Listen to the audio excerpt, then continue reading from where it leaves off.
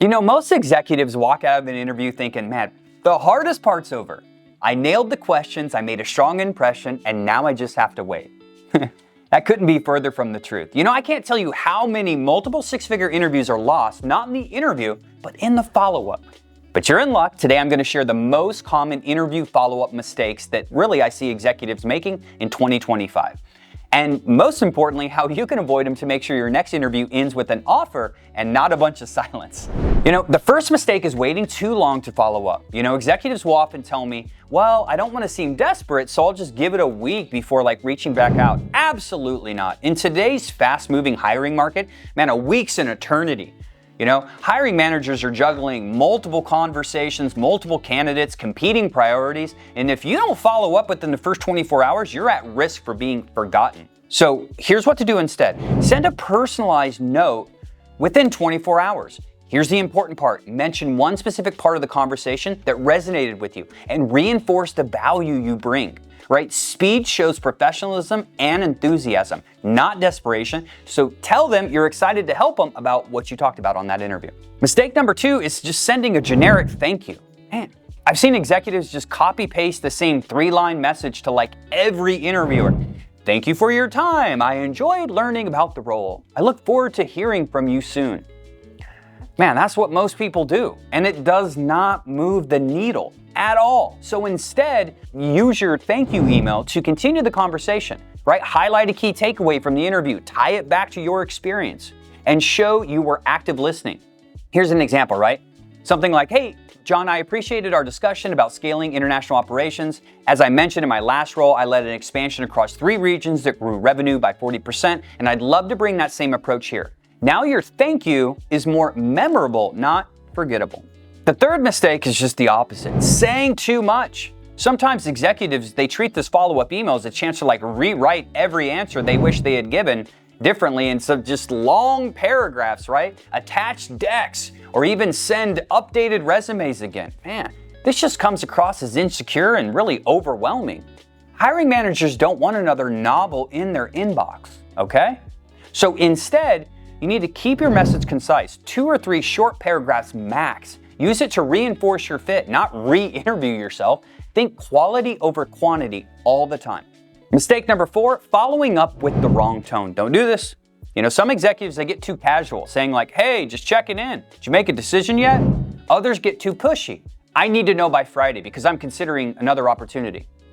Man, both are gonna kill your momentum. Your tone should strike the balance between confident and respectful, right? So show continued interest in the role, reinforce your enthusiasm, but avoid sounding demanding or uncertain. For example, right, we could say, hey, I remain very excited about this opportunity and the chance to contribute to your growth initiatives. Hey, please let me know if I can provide any additional details that would support your decision. That's confident without being pushy. All right. Mistake number 5, giving up after one follow-up. Man, executives often assume if they don't hear back right away, I'm rejected. That is not true. You know, many times the process is delayed, approvals are pending, they're still interviewing. So here's the rule of thumb. If you don't hear back after your first thank you email, wait 72 hours, send a polite check-in. After that, follow up once more. Every 2 to 3 days is what you should do. Persistence, right? When done professionally, keeps you top of mind. Silence doesn't always mean no. People ask me too, hey Tim, when do I stop following up? When they tell you to. All right, mistake number 6, not following up with every single person you've interviewed with. People still do this, it blows my mind, right? Executives sometimes send a thank you to the hiring managers, but skip the panel, the recruiter, other executives they spoke with. That's a huge miss. Everyone you meet is evaluating you. And often, the decision isn't made by one person, but consensus. And if one person feels ignored, it will affect the outcome. So here's what to do instead. Send a tailored thank you to each person you spoke with. Remember, mention something specific from your conversation with them, because that'll show respect and build allies inside the company.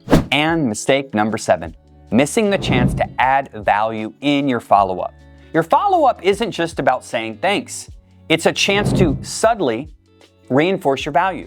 For example, if the interviewer mentioned that they're potentially struggling with remote team engagement or something like that, you could share a short article, a framework, or even a quick insight from your own experience. Not a full report, not a pitch, just a nugget of value that shows you're already thinking about solutions. This positions you not as a candidate begging for the job, but as a leader already contributing value. Mistake number 8. Forgetting to re-close the interview in your follow-up. Just like in sales, the fortune is in the close. Too many executives write thank you notes that don't reaffirm interest or don't make it clear that they even want the role. So here's a simple closing line that you can add. Hey Tim, based on our conversation, I'm even more confident that this role is a strong fit, and I'm very excited about the opportunity to contribute to the team's success. That subtle, like reclose, reminds them that you want it and keeps you top of mind on that list. All right, so let's recap. The interview follow-up mistakes that cost people so many freaking offers. Waiting too long. Sending generic thank yous. Over-explaining, don't do that. Using the wrong tone. Giving up after silence. Not following up with every single person I talk to. Missing the chance to add value. Forgetting to reclose. Avoid these, and your follow-ups will separate you from your competition and dramatically increases your chances of landing the offer. Guaranteed. Hey, and as always, if you found this video helpful, make sure to subscribe to the channel by clicking the link below. Drop a comment, which mistake have you made, and share this video with another executive who probably needs to hear it as well. And I'll see you in the next video.